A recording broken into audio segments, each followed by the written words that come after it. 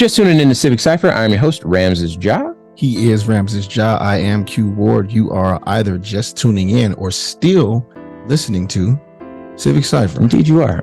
And we want you to keep on listening because we are dealing with some trolls, some online comments, some people who don't see things the way that we might see them. And they are parroting very old, archaic, far-right, deeply conservative ideals. We call them zombies because they just won't die. And our hope is that you, our listener, will benefit from this conversation we're having today and learn a couple of things that you might be able to use in your conversations, in your attempts to become a better ally. So stick around for all that and so much more. But while we're talking about becoming a better ally, why don't we take a moment and discuss how you can do that? Talk about it. So right now, let's discuss becoming a better ally. BABA Baba. Today's Baba is sponsored by Friends of the Movement, supporting Black businesses and allied businesses. Check FOTMglobal.com and make an impact with your spending. Again, that's FOTMglobal.com. All right. I pulled these from the Wilson Organization's 12 Ways to Support Black People. Just some reminders, just some light stuff. If in case you've forgotten, in case there's some things that have been on the back burner. Number one, keep your Black Lives Matter signs out.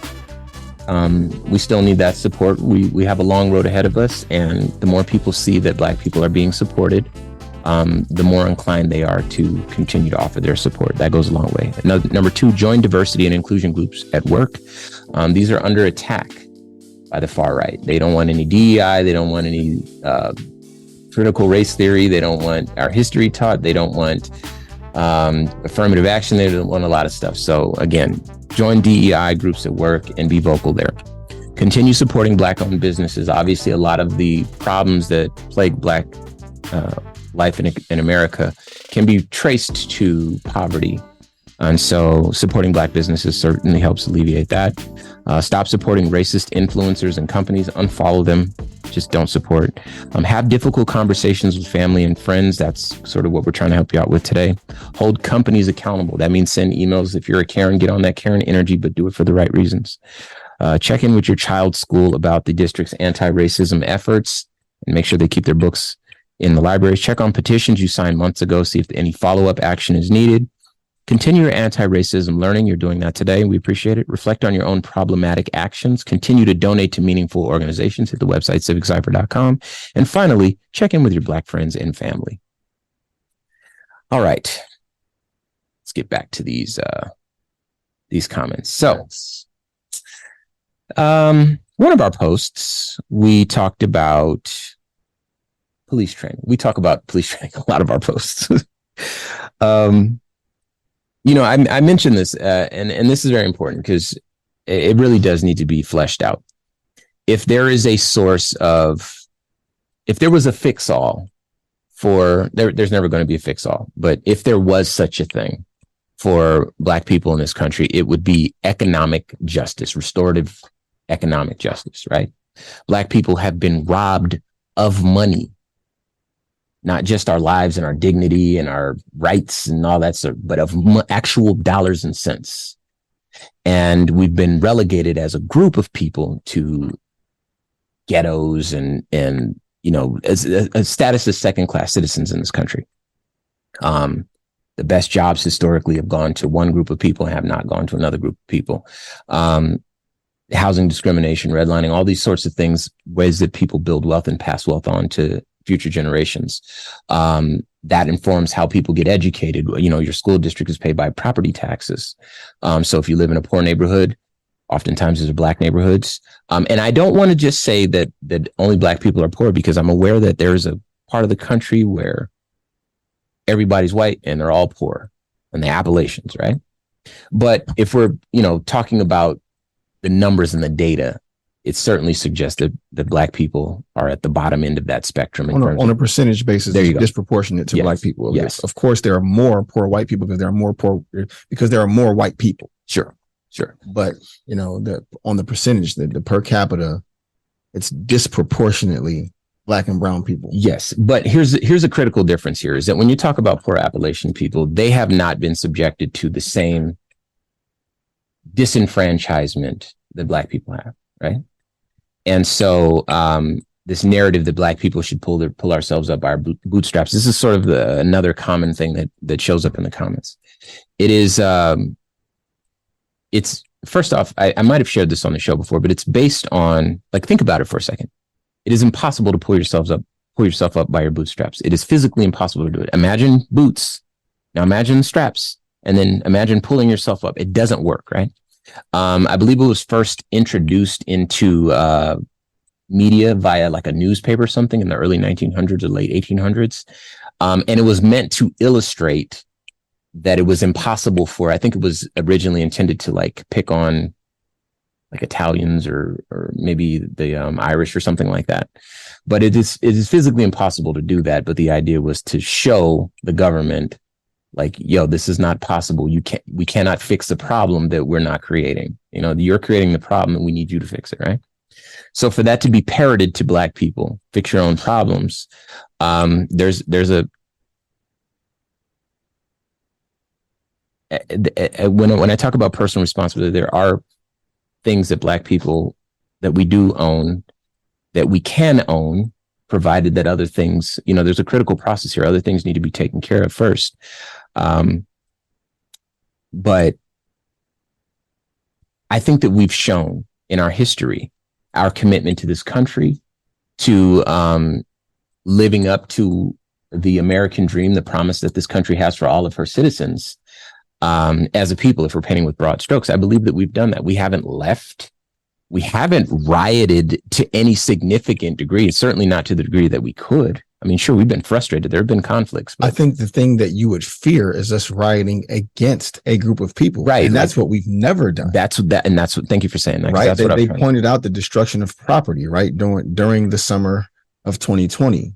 And people showed up with assault rifles to keep us from destroying property that didn't belong to them. Yeah. And we're talking about human lives, which we should, in theory, value more. All of us. Everything that is feared that we will one day rise up and do has not happened at all. There's an entire history that shows that that's not what we're on. We are simply trying to exist and we're trying to prosper.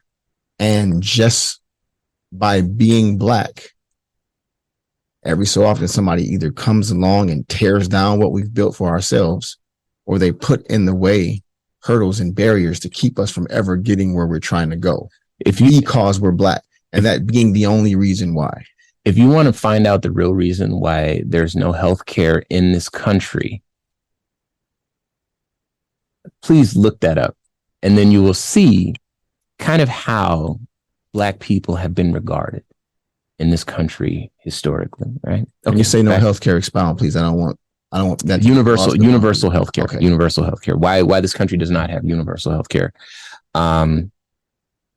I want you to look that up. Why does the United States not have universal healthcare? And dig deep. And we might be the only of what they call developed countries that doesn't have universal healthcare. But I think that when you find the answer that I'm pointing you toward, you'll begin to see exactly what this country, historically speaking, has thought of Black people. Now, of course, we're all born, you know, in the past 100 years, sure, you know. And things have certainly progressed since then. You know, I was born in the 80s. So things have even progressed since the 80s.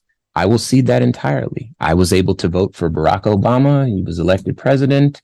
I saw everyone come out and join us when we marched for Black life. I saw that, you know, there was love and that we do have potential in this country.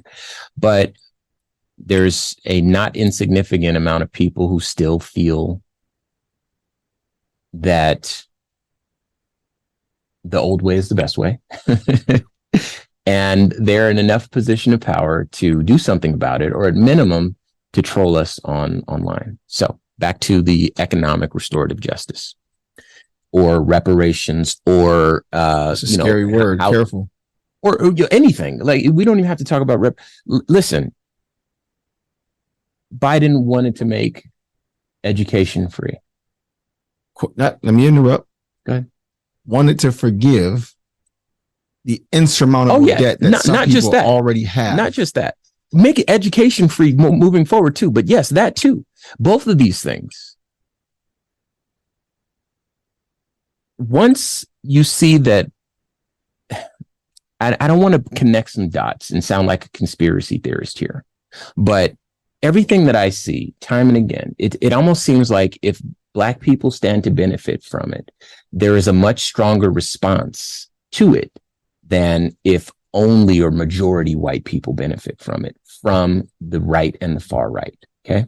Now, I'm not imagining that. I know that I've seen it now. Far too much data that supports what you're saying. Yeah, or articles or yeah. So that is something that, at least in my experience, has been very real.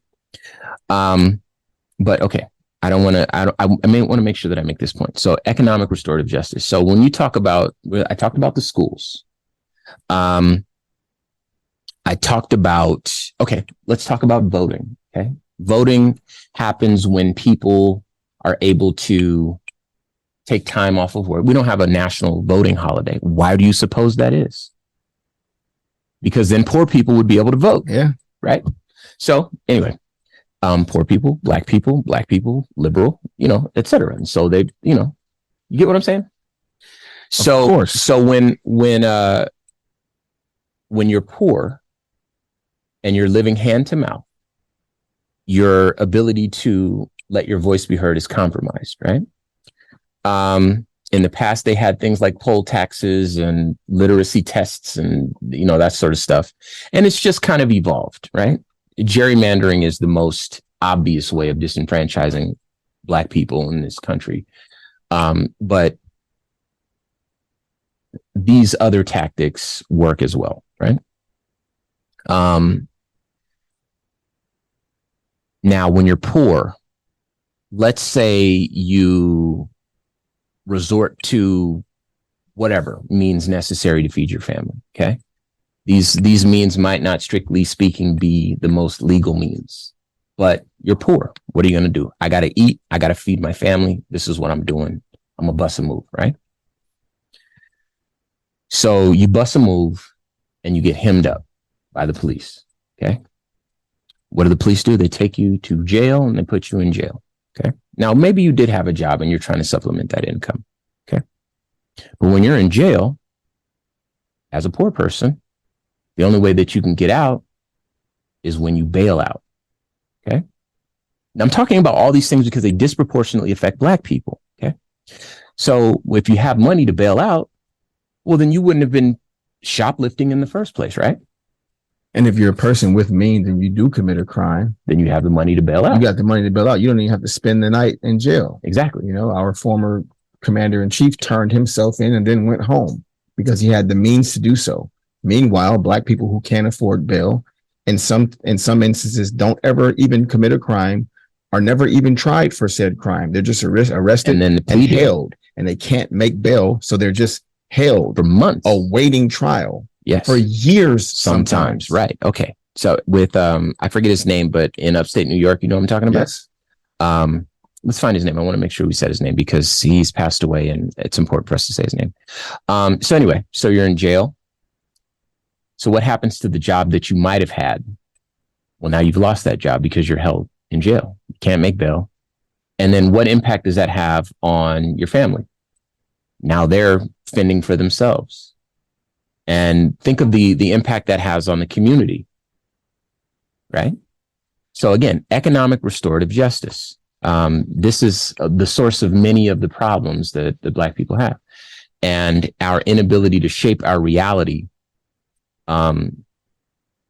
stems from a lot of these economic limitations that are the result, again, of a long history of this country disenfranchising Black people or actively stealing and I'm talking about government agencies, right? Okay, let's find another one. So, okay, we're talking about, I wanted to mention this one about police training. Okay. So we were trying to dispel the myth that better police training leads to better officers. Before you move on, good.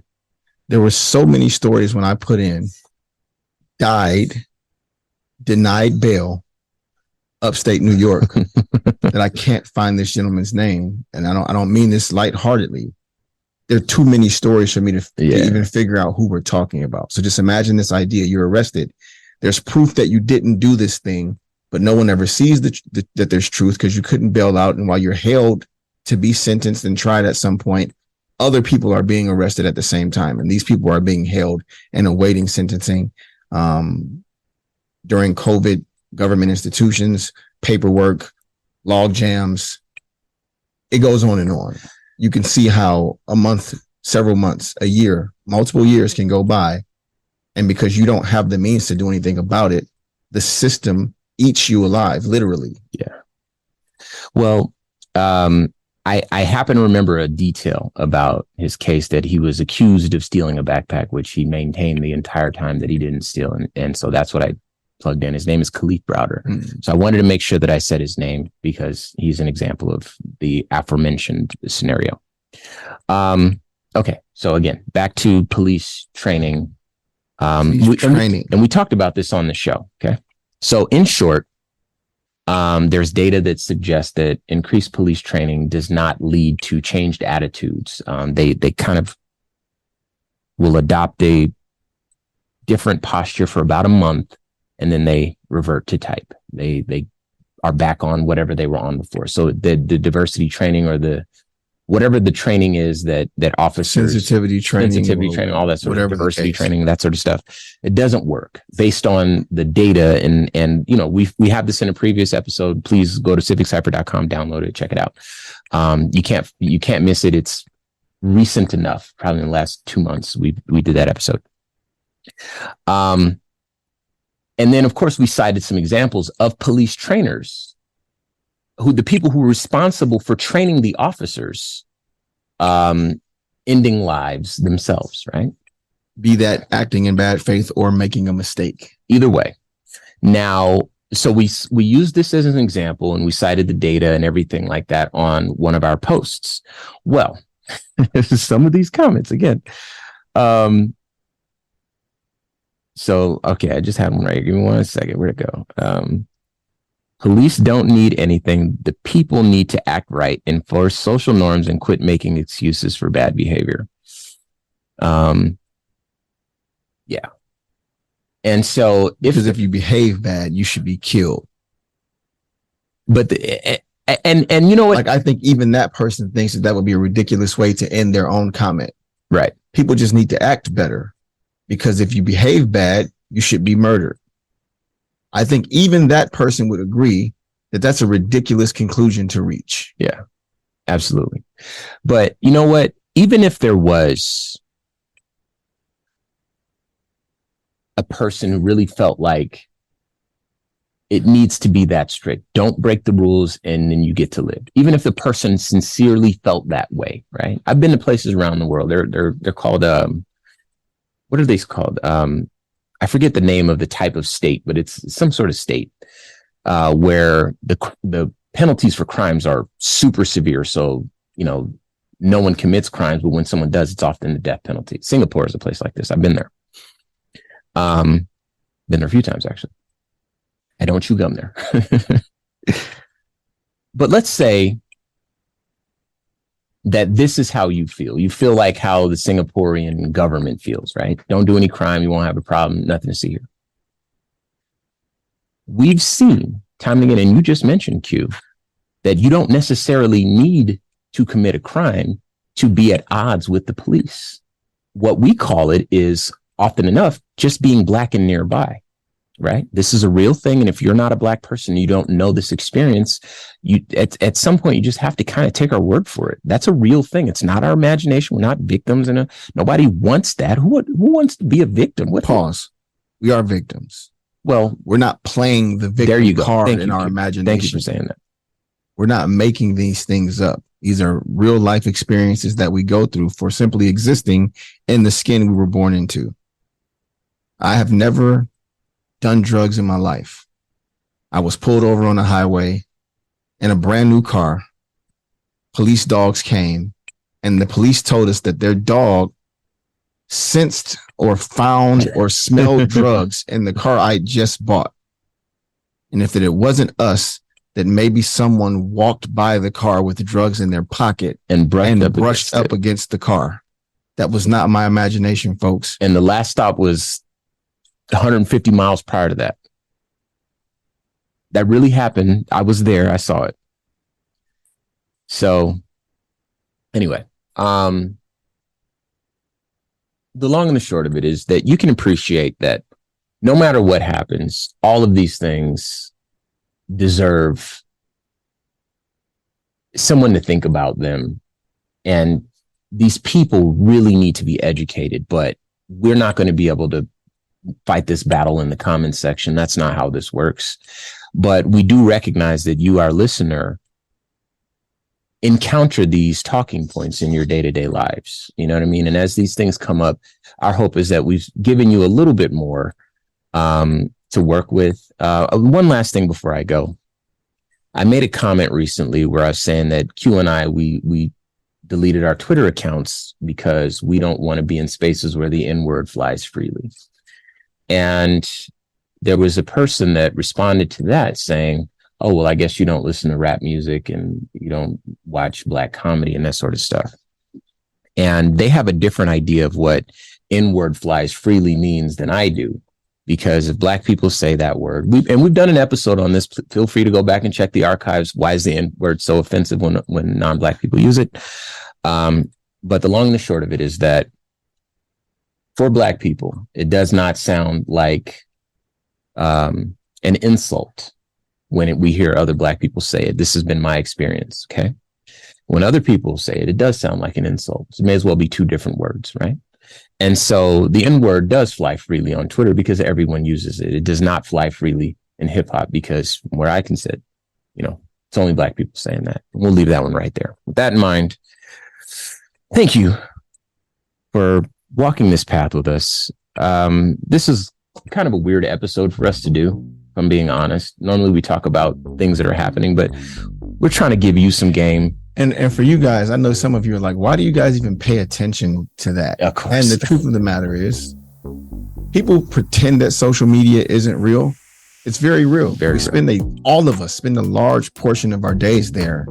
And when every comment you get reads like that, it makes even those of us that consider ourselves kind of emotionally intelligent and sane pause for a second, like, hey, am I the one that's tripping here?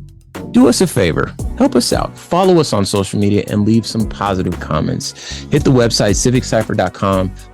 Our social media is all Civic Cypher. Rock out with us, man, and help us, change the world. How about that? Until next week, y'all. Peace.